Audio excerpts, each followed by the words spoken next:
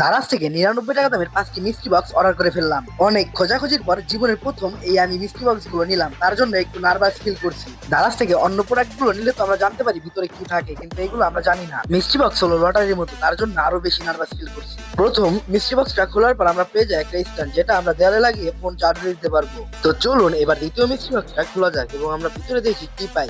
তো এগুলো সবগুলাই কিন্তু 99 টাকা দামের মিষ্টি বক্স। আপনারাও যদি এগুলো অর্ডার করতে চান, উপরে থাকা হোয়াটসঅ্যাপ অথবা ইমো নাম্বারে মেসেজ করুন। দ্বিতীয় মিষ্টি বক্সটা খোলার পর আমরা পেয়ে যাই ইউসির সুন্দর একটা নিক ব্যান্ড, যেটা আমার অনেক ভালো লেগেছে।